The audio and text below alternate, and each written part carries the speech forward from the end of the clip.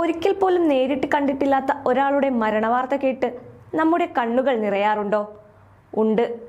കാരണം ചില മനുഷ്യർ നമ്മുടെ ജീവിതത്തിന്റെ ഭാഗമാകുന്നത് നേരിൽ കണ്ടിട്ടല്ല.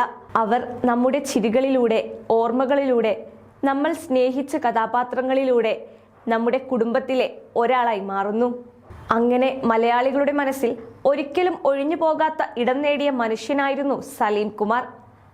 സലീം കുമാർ ഇനിയില്ല. ആ വാർത്ത കേട്ടപ്പോൾ പലർക്കും ആദ്യം വിശ്വസിക്കാനായില്ല.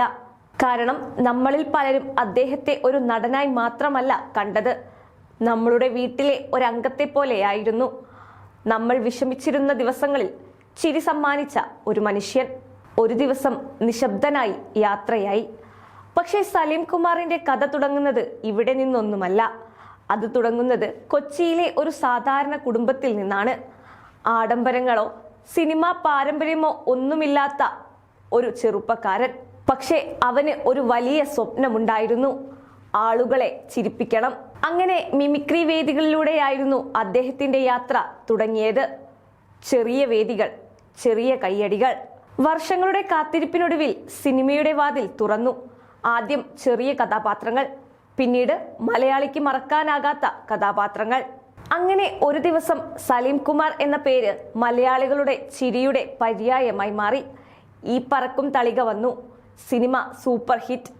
സലീം കുമാറിന്റെ കഥാപാത്രം ജനഹൃദയങ്ങളിലേക്ക് കയറിപ്പറ്റി. പിന്നെ പുലിവാൽ കല്യാണം, ചതിക്കാത്ത ചന്തു, മായാവി, തൊമ്മനും മക്കളും, രാജമാണിക്യം.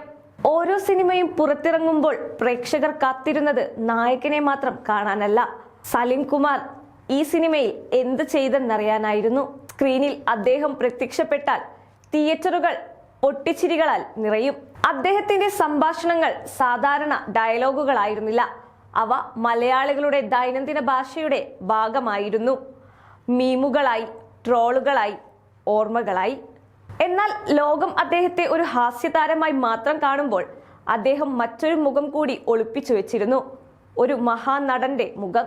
2011 ആദാമിന്റെ മകൻ അബു റിലീസ് ചെയ്തു. ആ സിനിമ കണ്ടവർ ഒരു കാര്യം തിരിച്ചറിഞ്ഞു, വർഷങ്ങളായി നമ്മളെ ചിരിപ്പിച്ച മനുഷ്യന് കരയിപ്പിക്കാനും അറിയാമെന്ന്. അബുവിന്റെ നിശബ്ദമായ വേദനയും സ്വപ്നങ്ങളും സ്ക്രീനിൽ ജീവിച്ചപ്പോൾ മലയാള സിനിമ മറ്റൊരു സലീം കുമാറിനെ കണ്ടു. ആ പ്രകടനത്തിന് ദേശീയ പുരസ്കാരം ലഭിച്ചു. അത് ഒരു പുരസ്കാരം മാത്രമായിരുന്നില്ല, വർഷങ്ങളുടെ പരിശ്രമത്തിനും കാത്തിരിപ്പിനും ലഭിച്ച അംഗീകാരമായിരുന്നു. ഹാസ്യവും വികാരവും ജീവിതവും കലർന്ന കഥാപാത്രങ്ങൾ. അങ്ങനെ ദശാബ്ദങ്ങളോളം മലയാളികളെ ചിരിപ്പിച്ചും ചിന്തിപ്പിച്ചും അദ്ദേഹം മുന്നോട്ട് നടന്നു. പക്ഷേ സമയം ആർക്കും വേണ്ടി കാത്തു നിൽക്കില്ല. 2026 ജൂൺ 6 ആ വാർത്ത എത്തി. സലീം കുമാർ വിട പറഞ്ഞു. സോഷ്യൽ മീഡിയ മുഴുവൻ അനുശോചനങ്ങൾ കൊണ്ട് നിറഞ്ഞു. സിനിമാ ലോകം കണ്ണീരോടെ യാത്രയാക്കി. ഓരോ മലയാളിയുടെ ജീവിതത്തിലും എവിടെയെങ്കിലും ഒരു സലീം കുമാർ രംഗമുണ്ട്. വിഷമിച്ചിരിക്കുമ്പോൾ ചിരിപ്പിച്ച ഒരു രംഗം, സുഹൃത്തുക്കളുമായി പങ്കുവച്ച ഒരു ഡയലോഗ്, കുടുംബത്തോടൊപ്പം കണ്ട ഒരു സിനിമ. അതുകൊണ്ടാണ് സലീം കുമാർ മരിച്ചുവെന്ന വാർത്ത ഉൾക്കൊള്ളാൻ പലർക്കും പറ്റാത്തത്. കാരണം ചില കലാകാരന്മാർ മരണത്തെ തോൽപ്പിക്കും. അവർ ജീവിക്കുന്നത് സിനിമകളിലൂടെയാണ്, ചിരികളിലൂടെയാണ്, ഓർമ്മകളിലൂടെയാണ്. നാളെയും ഒരു മലയാളി ഈ പറക്കും തളിക കാണുമ്പോൾ, ഒരു കുട്ടി ആദ്യമായി മായാവി കാണുമ്പോൾ, ഒരു സിനിമാ പ്രേമി ആദാമിന്റെ മകൻ അബു കാണുമ്പോൾ സലീം കുമാർ വീണ്ടും ജീവിക്കും. കാരണം മഹാനടന്മാർ ഒരിക്കലും മരിക്കാറില്ല. അവർ ജനങ്ങളുടെ ഹൃദയത്തിൽ എന്നും ജീവിച്ചിരിക്കും.